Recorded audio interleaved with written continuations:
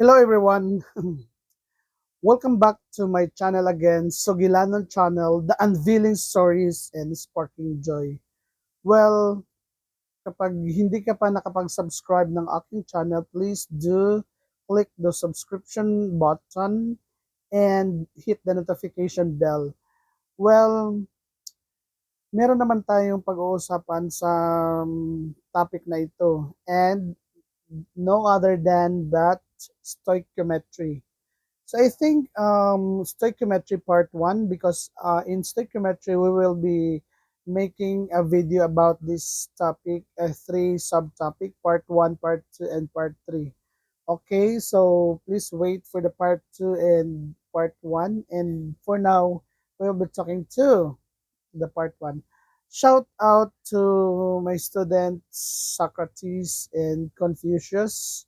Well, and also to my other STEM students, no? And of course, to all of you. Okay? So, I hope and I'm pretty sure that you have now an idea what we're trying to talk this morning. Okay? So, let's start. If the word stoichiometry is really fresh to you, or this is the only time that you heard this one, well, I'm going to introduce you what is stoichiometry. Stoichiometry is a Greek stoichion, meaning element, and metron, meaning to measure.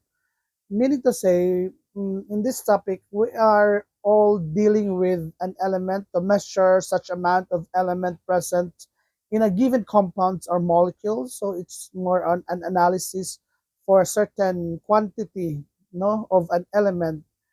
And of course, it is pronounced as stoichiometry, stoichiometry, no? Yes, that's the way how we will pronounce that one. And what is really stoichiometry? That is the branch, is a chemistry, branch of chemistry that deals with, take note, quantitative quantity, that's an amount, quantitative relationship between the elements in the formation of compounds and between the elements and compounds involved in a chemical reaction. So meaning to say, a particular situation present in a compound or molecules, we will try to determine, its quantity, no, of that a certain element. And of course, to give you clue what we will be talking today. So this is our topic outline, stoichiometry part one, and this is composed of knowing what is chemical formula, what is molecular formula, what is structural formula, and empirical formula. So we have a lot of formula, but to give you emphasis for this four, I think and I'm sure that you will know what are those in the later slides. And of course, still in the part one is what we call, yes, open it, atomic mass, Avogadro's numbers, and the mole concepts, the molar mass, molar volume, and percent compositions and chemical formula. So, ito yung mga topic nating tatalakayin for this video or slide. Well, so let's begin. For the chemical formula, we are aware, as I said, that chemical formula indicates the atomic compositions of the substance. So that's what makes a substance in it or inside in it, using the formula. So molecular formula, the formula that describes the compositions of the molecule. So for example, we have hydrogen molecules. So what's the compositions of hydrogen molecules? Composed of two hydrogen joined together, and chlorine, oxygen, water, and benzene ring or benzene, and of course, no, benzene, glucose, because the benzene C6H12 for the glucose, that is C6H12O6. So these are the example of the molecular formula, right? And in the structural molecular or structural formula, what is that? It is a separate symbol is used to indicate atom, and dashes are used to show these atoms are joined together. So in the structural formula, it really shows the connectivity of between atoms in a given compounds or molecule. So say for example here, the structural formula, we have carbon attached to in adjacent carbon and of course to hydrogen. So take note that they are related with each other. That's why it makes it as a strong formula or whatever formula. And of course, the other example is this one. Compound of water, the structural formula, because it shows the hydrogen connectivity using dash line to oxygen. Yes, and we have for ammonia and ethanol. So again, it's really show how the atoms bands are connected with each other, and that is for the structural formula. So what is really big difference from structural formula to empirical formula? Empirical formula is the simplest formula, a formula that is written using simplest whole number ratio. So meaning to say you have to divide or make a ratio out of that one in using the empirical formula. No, most of the time that's the LCD, or LCF, least common factor. An example for that is peroxide, H2O2. So this is the whole number ratio for this one. So divide itself, you have to get the least common factor, which is 2. So divide itself by 2. So that's why in the empirical formula, it's only the H and O. Okay, and of course, for the C2H6, so meaning to say you have to write this into the simplest formula, no, by looking at LCF, least common factor. So sa C2H6, ang least common factor niya is the 2. That's why divide itself by 2 ang carbon, we only have 1, and 6 divided by 2, which is we have 3 hydrogen. And of course, sa glucose, C6H12O6. So look for a number, divide this one. So actually, it is obvious. 6 divide itself, so 1. 12 divide 6 is 2, and oxygen divide 6 divide 6 is equal to 1. So that's how it works for the empirical formula, no? So yun lang yun si empirical formula. And for the next slide is we have the average atomic mass. What is average atomic mass? So that's the one who you would see in the periodic table, or shall we say atomic weight. And what is average atomic mass? Average atomic mass is the weighted average of the atomic masses of the naturally occurring isotope of an element. Klaro kayo ng definition, no? It's an average atomic mass weighted average by atomic masses of the naturally occurring isotope of an element. So for example, carbon exists in the earth as diamond and graphite. So when you try to look for the atomic mass when it comes to their natural isotope, which is carbon 12 and carbon 13, then we can find out a different results. Maybe it's more on enhancing the results of your product upon using this one. Okay, so what's the next?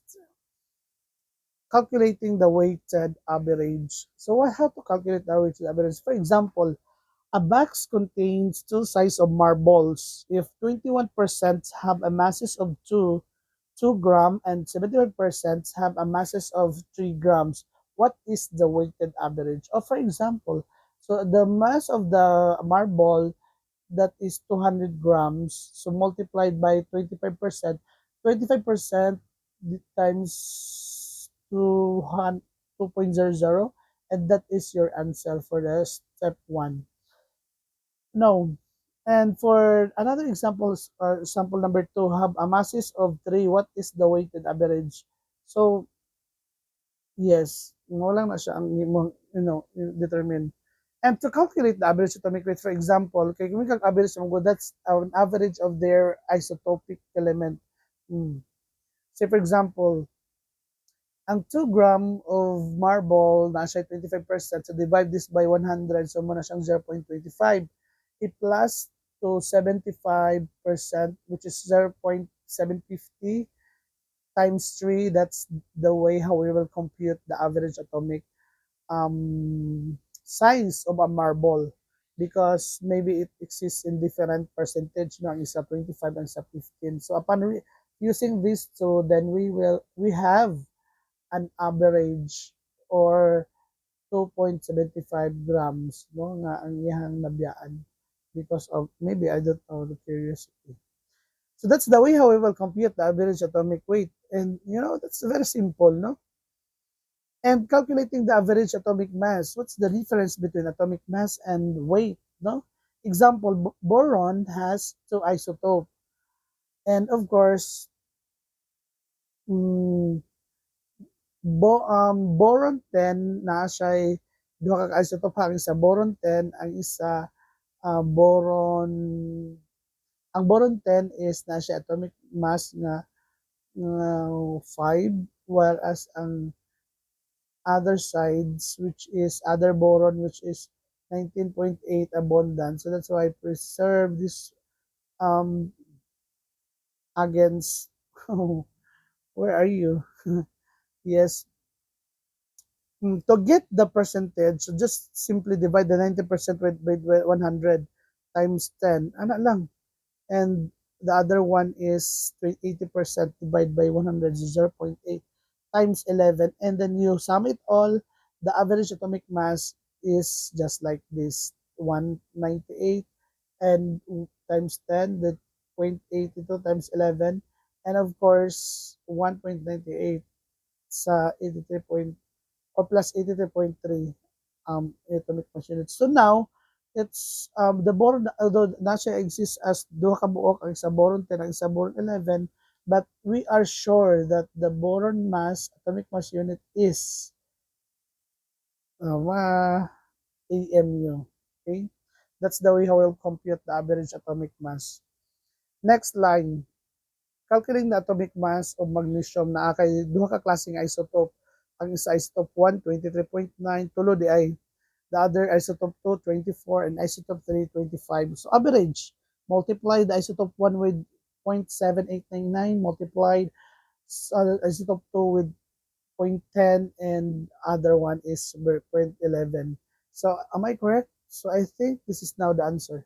23 times 985 times 0.78. Yes, you are correct. This is how we are going to get the average atomic mass. And your answer is 24.31. No? That's an algebraic operation Diane, to follow. Okay, next one. After the average atomic mass, we'll have, take note for this for a while. Helium has two naturally occurring isotopes, helium-3 and helium-4. The atomic mass of helium is 4.0, which isotope is more than abundant in nature, and helium-4 is a more abundant in nature because the atomic mass is closer to the masses of individual fluorine than do the mass of each A. So this is a simple lang gid pagkampulit ng average atomic mass. Next slide. So Avogadro's number. So take note nga ang si Amedeo Avogadro's, say this is an analogy of getting the Avogadro's number. If ang egg comes in a dozen, so for example, 12 dozen, 12 eggs in one dozen. So this is now a representation of an Avogadro's number. And of course, Avogadro's numbers, atoms comes in moles. So say for example, try to imagine a stadium, a gym nga dako kaayo. Unya, mo na siyang isa ka atom. For example, ang atom sa gym. Atoms come in moles, 6.02, 6, 10.22, o dili pa to siya. Okay, atoms can in moles 6.0 times 10 raised to the power of 23 in 1 mole, no? Enormous number. Actually, that's the conversion. In 1 mole is equivalent to 6.022 times 10 raised to the power of 23. Okay? And to get the Avogadro's number, muna na yung analogy. Kung ang isa ka dozen na is talk about a book egg, so the conversion factor ano niya is 6.022 times 10 raised to the power of 3. So how big it is ang mole? 1 mole of soap ball would be the size of the earth. Grabe, no?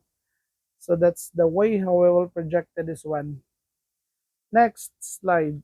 Wow, the mole concept. Ang mole concept is sayon. Unsa ning mole concept? Mole concepts is atoms are tiny. 1 mole atoms are so tiny. That 1 mole atom is about handful. So the mass of the mole of atom is equal to the atomic mass in grams on the periodic table. So meaning to say, that's the equivalent factor for the number of mole or a mole concept. In every mole, there is a corresponding amount of substance, or in every amount of substance, there is a corresponding number of moles. Okay, the mole concept. Atoms are so tiny that 1 mole of atoms is doubtful about handful. So the mass of a mole of atoms is equal to the mass of grams in on the public. So many of the mole atoms, so for example, in every 1 mole of carbon atoms, there is an equivalent of 12.01 grams. In every 1 mole of sodium, na siya equivalent na 22.9. Asa man nagikuha ang mga value? It is in the periodic table. Okay? So, continue. What's the next after the mole concept? Imagine the analogy is just like this from mole example. So in every cup pinch of sugar, there is an equivalent most or equivalent number of mole, no? So this is now how the mole concept work out. So say for example, those are the examples, no? Mole calculations and Avogadro's number. So we're trying to calculate the Avogadro's number and mole calculation. So, na-factor nga gamito nimo in every mole of a certain substance na equivalent nga 6.022 times 10 raised to the power of 23. That's an Avogadro's number in honor for Amedeo Avogadro. Or equivalent, 1 mole is over 1.02 times 10 raised to the power of 23 atoms or molecules. Okay, I think we are waiting for this one. Problem, how many calciums are in a 0.250 of calcium ion? Okay, time starts now. But of course, it will cause a delay. So how many, for example, our given is 0.20, 250 mole, no? Say given na to, so 250 mole. Oh, where are you, the, mga kauban? I cannot read it, no? What happened? Here is it. This one. How many calcium atoms in 0.250 moles of calcium? So this is it. 0.20 mole of calcium. And of course, just operate using algebra, no? And 1.51 times 10 raised to the power of 3. So this is what makes if you have a love triangle. So number 3, calculate the moles of 3.75 times 10 raised to the power of 27 molecules of oxygen gas. Simple. Number of moles man. So you have to use the Avogadro's number. So ito yung conversion factor. In every 1 mole, there is 6.022 times 10 raised to the power of just like that. And calculate the 3.75 times 10 to the power of 27 molecules of oxygen. Actually, this time, you have to calculate the number of moles based on this given situation. So after some mole concept is we have, sorry, ano man itong, erase all. Sorry. Oh, no, no, no, no. Starting session. Why? What happened? Cancel. No. Wait. Wait for a while. Okay, let's continue. Sorry for that technicalities. So mole in calculations and Avogadro's number. So let's try to combine these principles, the two principles in using ang calculation, or when they're trying to make a assignment or whatever that needs calculator. Okay, how many calcium atoms are in 0.250 moles of calcium? So example as that, no? Pila ka grams of calcium ang kinahanglanon nimo nga na kay 2.50 mole of just like that one. For example, calcium. So 0.250 mole which is given calcium. Ang conversion factor no kay mole man ang mga numerator. So this one mole man. So kinahanglan instead na you use this conversion factor. So in every 1 mole din sa baba na siya corresponding 6.022. Parihaan niyo kanina kuan. The answer is cancel out ang mole of calcium. The answer is 18 lang. Well, that's the way how we will answer that one, no? So thank you for really coming for today. And of course, we're not done yet, no? We're not done yet. We have so much of things to do pa in this session. Okay, so let's how to erase this one. Ini lagi mag-explore taog ko ano, di pa kayo nakabalo, no? Wait lang. Eraser or erase all. Okay, ana. So let's move on to the next slide. Are you ready? Yes, sir. I'm very ready. Yes, sir. Okay. So let's start. Oh my God. What happened? Oh, wait lang. Sorry for the technical. Okay, so resumption. Problem number 2. Calculate the moles of 3.75 times 10 raised to the power of 27 molecules of oxygen. So we all know that molecules as atoms are very minute and whatever indivisible. But during this time, they could able to calculate the desert because Jesus Christ is dwelling in the desert naman. Imo na siya. So to make an answer with this one, what is our given is molecule. Calculate the number of moles there is. So molecule. So in every molecule of certain compound, na siya equivalent nga Sunday. Okay? Choco Sunday.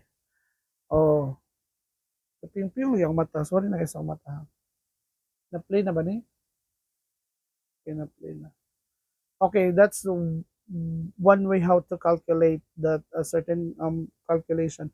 So according to guacamole, guacamole, what do you get when you cut an avocado into 6.0 times 10 to the power of 23? Well, kaunon and then stop. Hmm. Okay, what I am talking about. Okay, next is the molar mass. Simple na po yung molar mass, guys. Kung saan man yung molar mass? Molar mass tells us how much mass is in a mole of a substance. So, say for example, predictable masses are in units of gram per mole. I will not ever to calculate, but only for the cancellation. Okay? Cancellation. Only for the kuan. Ano. Okay, so the molar mass, this is very important because the units are grams per mole, not just gram.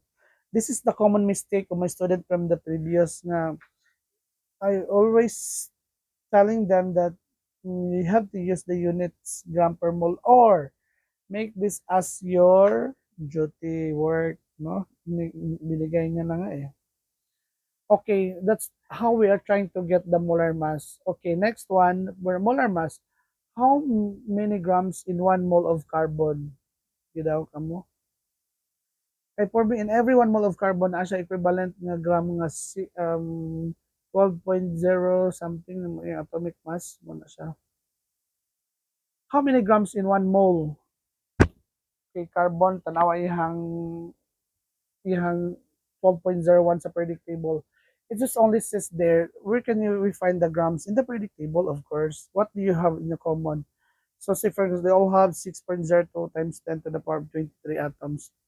Take note nga, muna na ang ilang mga molar mass, the molar mass or the atomic weight. Where can we find it? In the periodic table. Next one, open na. Calculate the molar mass of barium hydroxide. What is the formula?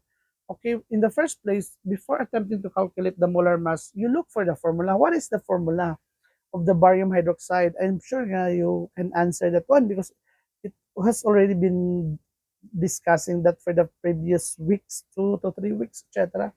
But before that, before getting the molar mass, you have to look for what is the formula. Okay, and this is now the formula, barium OH and 2. So in doing this molar mass, just add up the mass of every atom in the element, atoms in a given compound. So say for example, ato na siyang i-elucidate one by one. So the elements we have, barium, hydroxide, and hydrogen. So ipasunod na to sila. So naay barium, open and close parenthesis, naay 1. Ganun 1 man. Kay sa formula, 1 lang man na siya ka-baron. Unya, times 137. Kaya 137 is may kaya. And pwede nimo siyang ilaag-laag, etc. Mabot ka rin na. So again, sa barium is isa. Times 137 is 137. Next, what's the element na sa barium hydroxide na kay oxygen? So yung oxygen dito is duha. Kaya naman na siya ay sa subscript, sulod sa parenthesis, i-multiply na po ni mo 16 sa 32. Next is ang halogen. 171, hydrogen rather. In the molecule, there are 2 hydrogens. So, i-sum it up. So, the answer is 171.35 gram per mole. This is now the most basic simple. No? And next to molar mass is, what else? Sorry for the inconvenience. Actually, we're trying to use the molar mass in grams. For example, 1.6667 moles of oxygen gas. Okay, and the solution for this one for the molar mass is you write them one by one. So, for example, some step one, you what 1 mole is equivalent to this one. Step two, molar mass of oxygen times 16 times as 30. I don't know why they are very globber and what is I sa lababo. And please take note, cancel out the oxygen because they have in common, and numerator to denominator cancel out na siya. So the answer is 53.34. Okay? So that's it for the molar mass. Using the molar mass in grams, for example, it is an opposite, kabaliktaran. How many moles in grams of 45 silver? Of course, what is the formula of silver? Ag. And you use that sa formula magod isa lang, so times 107, so that's only political system that they're doing. And of course nagsalita na sila and tatahimik na to. Okay, next is the molar volume. What is a molar volume? Well, when we say molar volume, that's a volume 1 mole of a gas at STP. What is STP? Standard temperature and of course pressure. Gas, first column, gas, hydrogen, oxygen, carbon dioxide, ammonia, and iron. Argon rather. Number of moles is tag-isa lang na sila. Ang Avogadro's is 6.022 times 10 to the power of 23 ata. So naato sila mga molar volume. Okay, naka-Joule. Next one, volumes in one gases are most likely empty space. So they have the same in common or the same volume despite the different masses. True or false? This is really true. And the molar volume of 1 mole of a gas at STP is 22.4 liters. So mean to say, this is now the volume kay liter man siya. And 1 mole of gas at STP. Standard tension and pressure. So muna siya ang meaning sa STP, standard temperature and pressure. Pila po ang mga value ani? Ang kag Kelvin is 1 degree Celsius or ang temperature or ang iyang kuan dili siya baga nipis siya, so that's around of depending on the amount of money. So the standard temperature and pressure is the meaning for that one, STP. Okay, So to calculate the molar volume, simple lang po, the same lang na siya sa molar mass. What is the volume of 0.125 moles of gas at STP? Simple lang, the given 125 moles. Sa nga mole, gas lang na siya times 22.4 liter per 1 mole para makancel mo sa mole. So the answer is 28.0 liter. So munti ka na. Okay, next to the molar volume is, what is the molar volume? What is the mass of 0.50 liter of chlorine gas at STP? Solution, unahon ginani mo ang si volume nga which is liter followed by may cancel out naman mo. So, paano man siya? Para makancel out ang liter, denominator nimo si liter. Okay? So the answer is 14.2. You have to memorize this one, guys. The density, mass over volume, or the molar mass over molar volume. So take note with us with that one. And this is the chart ni Inday. So naka grams, and of course ang mga grams is molar heat now siya masses, and then convert mo na into mole, and then ang gas po i-convert into liter, and then ang molecules is i-conduct po in terms of safety. Okay. Let's have the problem. How many grams of thus 17.35 liters of neon gas weigh at STP? How many atoms is it? Is this? So say for example, unahon ninyo ang given nga 17.35 liter multiplied by 1 mole over 22.4. Nga nung naubos mo siya, denominator kaya di mo siya mabungkag. And of course, ang original niya 20.18, then 8, ato ara man na siya mas nga result. Okay, that's the answer, 15.6. Or ang 15.6 is dili pa maguna siya grams pa man siya. The question is how many grams? So that's the math. When it comes to how many atoms are there, so it's 17.35. So the answer is 4.66 times 10 raised to the power of 13, no? Percent composition, pinakadali ang percent composition. How? Mass percent of element in a compound, you derive a total element of mass by the total compound. So for example, the formula is percent element is of equal to percent element over dolphin. Okay, element dolphin, element over compound times 100. So for example, na kay water, pila man imong kinahanglanon din ha, na kay oxygen and etc. Ang hydrogen 2.02 kay nagdagdag og amount, and overall 11.2. Ang sa last O column is 88.789. Okay, so this is how we are trying to make a computation for the percent composition. Example, find the percent composition of TNT, trinitrotoluene, of yes, that's the formula, C7H5N3O6, the formula for trinitro. Ano trinitro man?